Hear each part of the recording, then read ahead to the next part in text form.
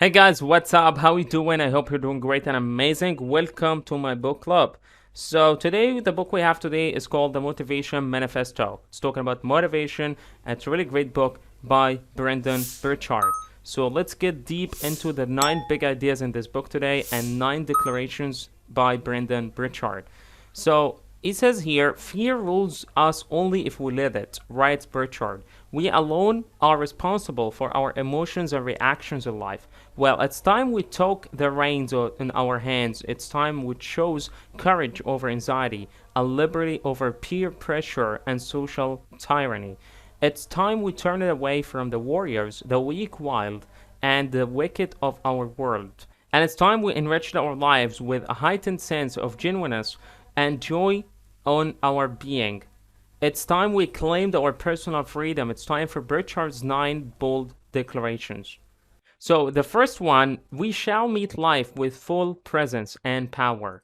So, rather than allowing yourself to be cast by chance and social tyranny, choose your life's role proactively and smartly. At any given moment, Burchard says you can play one or a combination of the following vital rules: observer, the conscious, self aware, and careful watcher of life; director, the intentional creator of life, the one who sees life as a movie and tries to shape a compelling and meaningful story; guardian, the protector of the mind, body, and soul from all those unwanted contaminants like negative information, people, and habits; warrior, the bold, fierce, and unrelenting chaser of dreams, willing to kill the dragon and bring back treasure and glory; lover, the one who cares and contributes, the one who never forgets for whom we are fighting for; leader, the one who directs others, the motivator, the uplifter, and the inspirer.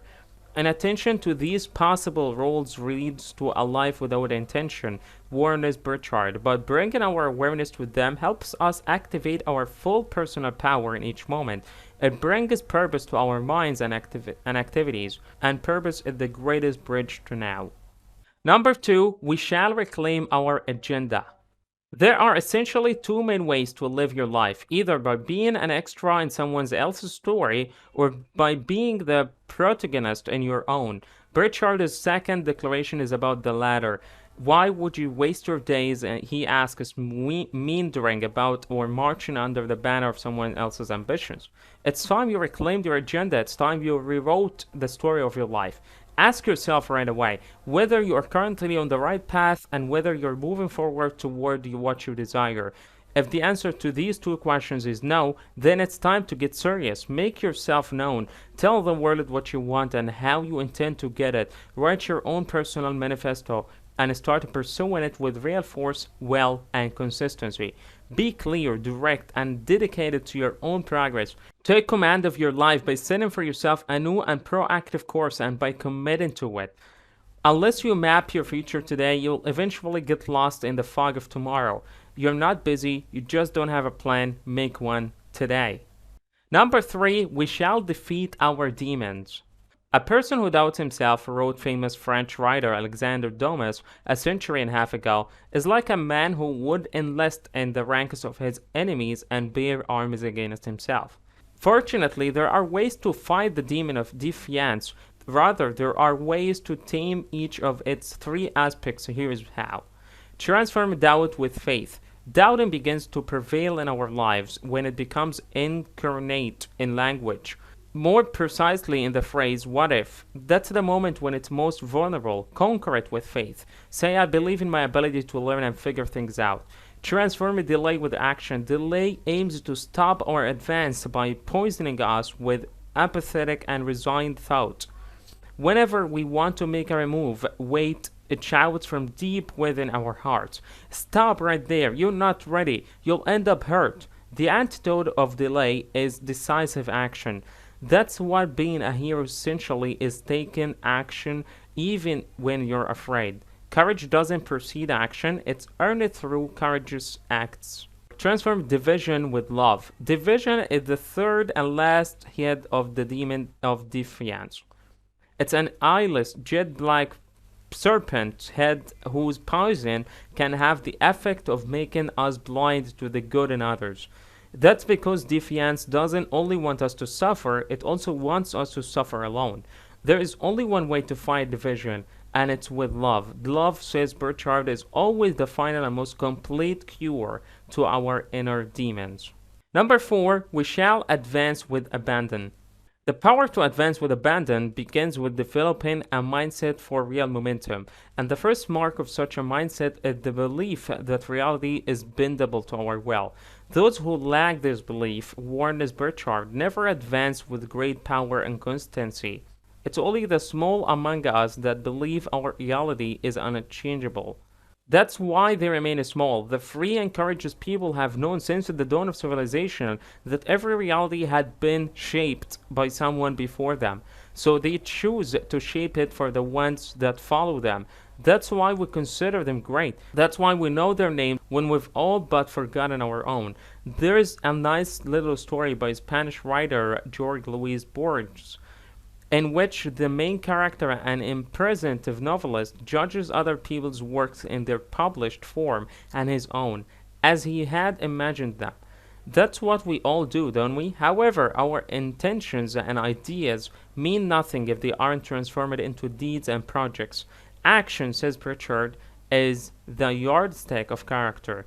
It's what reveals our true self, what can move us to mastery. Small people don't do anything because they don't want to impose.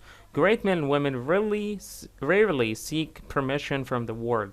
Rather, they bend the reality to their will. That's how they advance with abandon. That's how the world advances through them. Number 5, we shall practice joy and gratitude. For billions of years, life on Earth existed only in simple forms, and then for billions more, it existed in complex forms not aware of themselves or the world around them. In the grand scheme of things, it was only recently that consciousness appeared, and as far as we know, we humans are the only living beings in the history of our planet able to understand this, or anything else for that matter. We are, to paraphrase famous astronomer Carl Sagan, the universe becoming aware of itself. We should be profoundly grateful for this and joyous at the very opportunity we have been granted to be here, to freely roam the earth, to experience everything and everyone and pursue the meaning behind it all. A vibrant and happy life begins at the path of gratitude, notes Burchard. So be thankful for the sky and the sun, for your last night's rest, for your home and your daily bread, for the heart that drums life through you. Be thankful for the good people you've met and will meet, for the friends who cherish you, for your beautiful lover who sees for so long past your faults and shortcomings. Be thankful just as well for your pains and sufferings. For they are our best teachers. Try to take pleasure in small things. Embrace a sense of wonder. Be curious. Be joyful. Number 6, we shall not break integrity. Integrity, as defined by Wikipedia, is the practice of being honest and showing a consistent and compromising adherence to a code of moral, of ethical principles and values. As defined by Burchard, integrity encompasses the alignment of character, connections, and contributions to one's true, authentic self. To achieve this congruence, you must choose the following 6 life practices. Think before you act, failing to ask yourself if your choices are congruent with your ideals before making an important decision or acting upon something usually leads to regret and frustration. Never commit to anything where we lack passion. Stop wasting your life by saying yes to everything. Commit to something only if you are passionate and enthusiastic about it. Keep your word. Be reliable and trustworthy. If you promise something, stick to your promise no matter what. As Canadian poet Robert Service wrote once, a promise made is a debt unpaid, and integrity comes in very limited quantities. Always treat others with respect. There is a difference between respect and approval. You should approve the actions of a few. You should, however, respect everyone. Tell the truth. To lie to others is to lie to yourself. That's why, as Burchard writes, the man who lies today is haunted tomorrow. Even when they come with short-term gains, the long-term cost of a lie is embarrassment and misery. Tell the truth. Always favor action. Integrity isn't found in intentions, but in actions that support your genuine desires and values. When in doubt, do. In most cases, any action is better than no action. Departing from these six practices of integrity is dangerous. It will make you weak in the darkest moments, and you won't be able to properly react to any of the following things: impatience, disappointment, desperation, aggression, hurt, loyalty, and power. Those are the 7 temptations. Know them so that you can resist them. Number 7, we shall amplify love. For Burchard, there is no beauty in the world more perfect, more awe-inspiring, more human and transfixing, unfiltered, unashamed love. Could anyone disagree with him? Even the New Testament claims that of the 3 things that will last forever, faith, hope, and love, the greatest is love, and that's a book whose very foundation is faith. There is nothing more powerful than love. It's our origin and our final destination, the thing that makes ordinary things magical and magical things transcendent. It's what opens hearts and heals wounds, what makes living worthwhile, and what makes humans celestial, feathery, blissful, divine. Love is ever present. Whenever it's not, it's because we've allowed our awareness of it to diminish. True, there will be hurts and pains along the way, but they have nothing to do with love. Love is their antidote. Practice it and amplify it. Like everything else, it goes beyond intentions and ideas. Love is not a noun, but a verb. And it's not something you want to do in the future, but something you are already doing in the present. Start immediately and without conditions. Number 8, we shall inspire greatness. You must demand from yourself and others of the following 9 virtues of greatness. Number 1, honesty. Be uncompromising regarding truth. If someone lies, call it immediately. It's not rudeness, it's candor. Responsibility, courage, accountability, and obligation in the people you know. Many people today favor ease over duty. However, that causes unnecessary pain and suffering in the long run. Prevent that. Intelligence. Ignorance may be bliss for the ignorant, but it's misery for the rest. Celebrate wisdom and inspire others to knowledge. Excellence. Strive for the highest levels of work and achievement in all that you do. That way you'll earn the right to scold the ones who don't.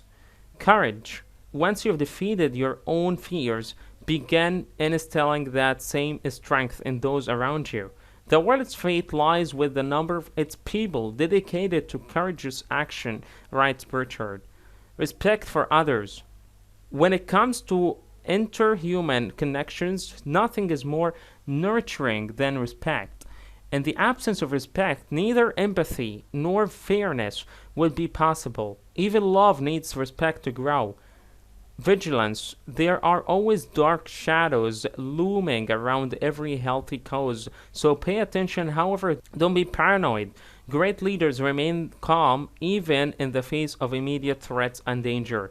Service. With one small exception, the world is made of other people.